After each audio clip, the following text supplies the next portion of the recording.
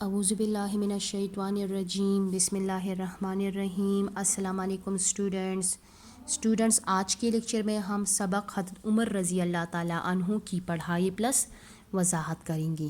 تو اسٹوڈنٹس آپ لوگ کتاب کے صفحہ نمبر 114 نکالیں۔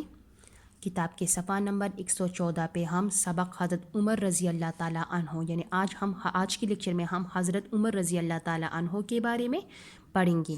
یعنی اسٹوڈنٹس اس سبق کو پڑھنے کے بعد آپ لوگ اس قابل ہو جائیں گے کہ حضرت عمر فاروق رضی اللہ تعالیٰ عنہ کے اسلام لانے کے واقعے سے واقف ہو سکیں گے، اور حضرت عمر فاروق رضی اللہ تعالیٰ عنہ کی زندگی سے واقفیت حاصل کر سکیں گے، اور حضرت عمر فاروق رضی اللہ تعالیٰ عنہ کی خوبیوں کو اپنانے کی کوشش کر سکیں گے، اور ساتھ میں حضرت عمر فاروق رضی اللہ تعالیٰ عنہ کی انتظامی اصلاحات کو بھی جان سکیں گے۔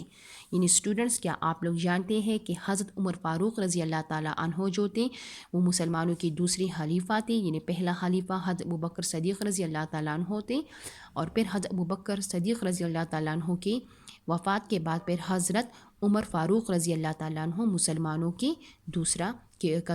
دوسرے خلیفہ منتخب ہوئے۔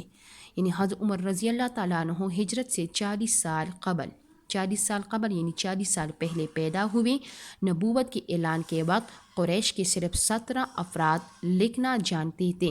آپ رضی اللہ تعالیٰ عنہ کا شمار ان 17 لوگوں میں ہوتا تھا۔ آپ رضی اللہ تعالیٰ عنہ مسلمانوں کی دوسری خلیفہ تھے۔ آپ رضی اللہ تعالیٰ عنہ کے زمانہ خلافت میں اسلامی حکومت 22 لاکھ مربع میل۔ اچھا اسٹوڈنٹ، فرسٹ نمبر لائن پہ فنگر رکھ دیں۔ اسلام لانے سے پہلے ایک روز یعنی ایک دن حضرت عمر رضی اللہ تعالیٰ عنہ رسول اللہ صلی اللہ علیہ وآلہ وسلم کو قتل کرنے کی غرض سے ننگی تلوار ہاتھ میں لیے نہایت غضب کی حالت میں جا رہے تھے۔ یعنی اسٹوڈنٹس، اسلام لانے سے پہلے یعنی جب حضرت عمر رضی اللہ تعالیٰ عنہ نے اسلام قبول نہیں کیا تھا، تو ایک روز حضرت عمر رضی اللہ تعالیٰ عنہ رسول اللہ صلی اللہ علیہ وآلہ وسلم کو قتل کرنے کی غرض سے ارادے سے ننگی تلوار ہاتھ میں لے کر نہایت شدید غصے کی حالت میں چلے جا رہے تھے۔ راستے میں کسی نے ارادہ پوچھا، کہا کہ نعوذ باللہ، محمد صلی اللہ علیہ وآلہ وسلم کا قصہ تمام کرنے نکلا ہوں۔ قصہ تمام یعنی اس کا مطلب ہے ختم کر دینا۔ اب صفحہ نمبر 15 کی طرف آ جائیں۔ انہیں بتایا گیا کہ محمد صلی اللہ علیہ وآلہ وسلم کی خبر بعد میں لینا، پہلے اپنے گھر کی خبر لو، کیونکہ تمہاری بہن اور بہنوئی بھی مسلمان ہو چکے ہیں۔ بہنوئی یعنی بہن کا جو شوہر تھا وہ بھی مسلمان ہو چکے ہیں۔ عمر گھر پہنچے، دونوں تلاوت کر رہے تھے۔ بہن اور بہنوئی دونوں سے پوچھا، لیکن انہوں نے کوئی جواب نہ دیا۔ آپ رضی اللہ تعالیٰ عنہ نے دونوں کو خوب مارا، یہاں تک کہ وہ لہولہان ہو گئے۔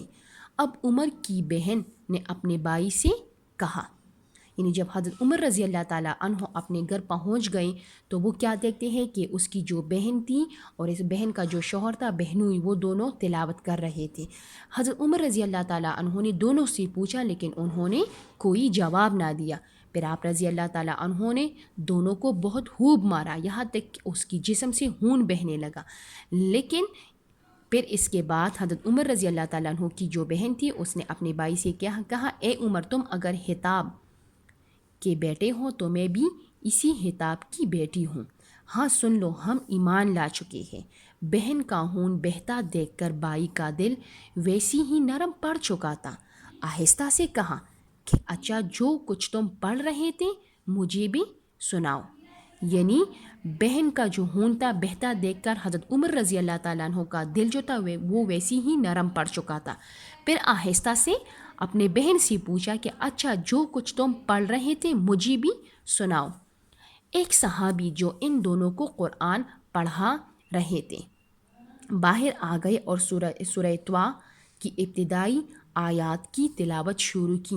کلام الہی یعنی اللہ تعالیٰ کی کتاب، اللہ تعالیٰ کے کلام نے آپ رضی اللہ تعالیٰ عنہ پر بہت گہرا اثر ڈالا، اور آپ رضی اللہ تعالیٰ عنہ نے فوراً دار ارقم میں نبی کریم صلی اللہ علیہ وآلہ وسلم کے پاس پہنچ کر اسلام قبول کر لیا۔ قبول اسلام کے بعد اب صرف عمر ہی نہیں رہے تھے بلکہ حضرت عمر فاروق رضی اللہ تعالیٰ عنہ ہو چکے تھے۔ بلکہ حضرت عمر رضی اللہ تعالیٰ عنہ جو تھے وہ حضرت عمر فاروق رضی اللہ تعالیٰ عنہ ہو چکے تھے اسلام قبول کرنے کے بعد۔ مسلمان بہت خوش تھے۔ حضرت حمزہ رضی اللہ تعالیٰ عنہ بھی کچھ دنوں پہلے ایمان لا چکے تھے، اور اب اللہ تعالیٰ نے عمر رضی اللہ تعالیٰ عنہ کو بھی اسلام کے حلقے میں داخل کر دیا تھا۔ یہ نبوت کا چھٹا سال تھا۔ حضرت عمر رضی اللہ تعالیٰ عنہ کے اسلام لانے سے مسلمانوں کی بڑی ہمت بندی، اور اب وہ آزادی سے کعبہ میں نماز ادا کرنے لگے۔ اللہ تعالیٰ نے حضرت عمر رضی اللہ تعالیٰ عنہ کو اسلام کی وجہ سے بہت عزت دی۔ آپ رضی اللہ تعالیٰ عنہ خود فرمایا کرتے تھے کہ ہم وہ لوگ ہیں جنہیں اللہ نے اسلام کی وجہ سے عزت دی۔ اگر اب ہم نے اسلام کے علاوہ کسی اور چیز میں عزت تلاش کی تو اللہ ہمیں ذلیل کر دے گا۔ اب نیکسٹ پیراگراف کی طرف دیکھیں۔ حضرت عمر رضی اللہ تعالیٰ عنہ کی انتظامی اصلاحات۔ اسلام میں خلافت کی بنیاد اگرچہ حضرت ابوبکر صدیق رضی اللہ تعالیٰ عنہ کے عہد میں پڑی، لیکن نظام حکومت کا باقاعدہ دور حضرت عمر رضی اللہ تعالیٰ عنہ کے عہد سے شروع ہوتا ہے۔ آپ رضی اللہ تعالیٰ عنہ کی شاندار انتظامی اور ریاستی اصلاحات کے نتیجے میں انسانی تاریخ میں پہلی بار ایک جدید اسلامی فلاحی ریاست کا تصور عملی طور پر ابھر کر سامنے آیا۔ آپ رضی اللہ تعالیٰ عنہ کے دور میں ایک طرف تو فتوحات کو اس قدر وسعت حاصل ہوئی کہ روم کے بادشاہ قیصر اور ایران کے بادشاہ کسریٰ کی مضبوط اور وسیع سلطنتیں مفتوحہ ہو کر اسلامی مملکت کا حصہ بن گئی، یعنی اسلامی حکومت کا حصہ بن گئے تھے۔ دوسری طرف آپ رضی اللہ تعالیٰ عنہ نے حکومت کا ایک باقاعدہ نظام قائم کیا اور اسے اس قدر ترقی دی کہ آپ رضی اللہ تعالیٰ عنہ کی وفات تک حکومت کے جتنے بھی شعبے ممکن تھے، مثلاً فوج، پولیس، ڈاک، مواصلات، بیت المال، دفتری نظام، مردم شماری اور احتساب وغیرہ وجود میں آ چکے تھے۔ یعنی یہ حکومت کے وہ تمام شعبے ہیں اسٹوڈنٹس جو حضرت عمر رضی اللہ تعالیٰ عنہ کی دور حکومت میں وجود میں آ چکے تھے۔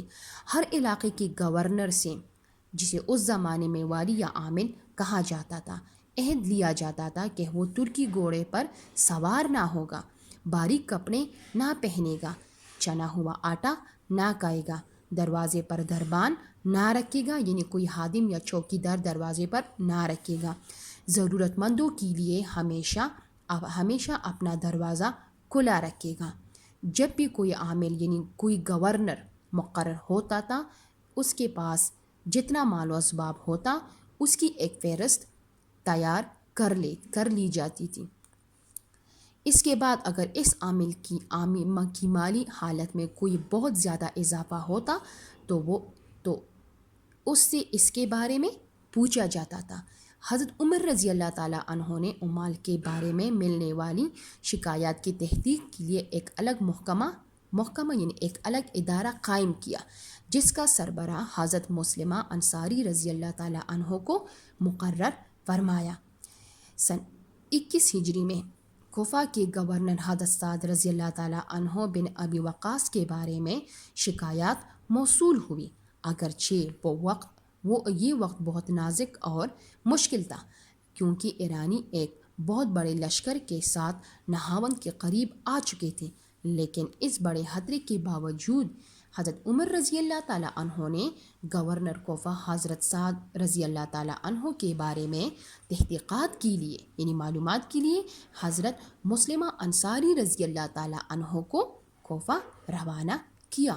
انہوں نے کوفہ کی ایک مسجد میں جا کر تحقیقات کی اور حضرت سعد رضی اللہ تعالیٰ عنہ کو لے کر مدینہ حضرت عمر رضی اللہ تعالیٰ عنہ کی خدمت میں پیش کیا۔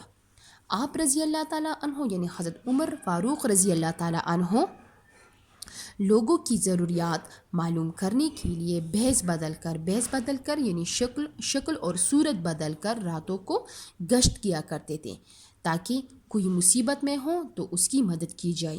آپ رضی اللہ تعالیٰ عنہ کا مشہور فرمان ہے کہ دجلہ کے کنارے اگر کوئی کتا بھی پیاس سے مر گیا تو اس کے بارے میں بھی عمر سے باس پرسی ہوگی، یعنی اس کے بارے میں بھی عمر سے پوچھا جائے گا۔ یعنی اسٹوڈنٹ حضرت عمر رضی اللہ تعالیٰ عنہ اپنی دور حکومت میں لوگوں کی ضروریات معلوم کرنے کے لیے کیا کرتے تھے؟ وہ رات کو بیس بدل کر راتوں کو گلیوں میں چکر لگاتے تھے تاکہ اگر کوئی مصیبت میں ہو تو اس کی مدد کی جائے۔ یعنی ایک مرتبہ حضرت عمر رضی اللہ تعالیٰ عنہ اسی طرح گشت کر رہے تھے گلیوں میں رات کو، ٹھیک ہے، تو ایک گھر سے ایک بچی کی رونے کی آواز آئی تو حضرت عمر رضی اللہ تعالیٰ عنہ نے پوچھا کہ یہ بچہ کیوں رو رہا ہے، تو اس بوڑھی عورت نے کچھ بھی نہیں کہا۔ جب اسے پتہ چلا کہ بھوک اور پیاس کی وجہ سے یہ بچہ رو رہا ہے تو اسی طرح حضرت عمر رضی اللہ تعالیٰ عنہ جو تھے وہ لوگوں کی جو ضروریات تھیں وہ پورا کرتے تھے۔ تو اسٹوڈنٹس، آج کے لیکچر میں ہم نے سبق حضرت عمر رضی اللہ تعالیٰ عنہ کی جو پڑھائی تھی ہم نے وہ مکمل کی۔ انشاءاللہ اسٹوڈنٹس پھر ہم نیکسٹ لیکچر میں ہم سبق حضرت عمر رضی اللہ تعالیٰ عنہ میں جو مفصل سوالات ہیں اور مختصر سوالات ہیں اس کے جوابات لکھیں گے۔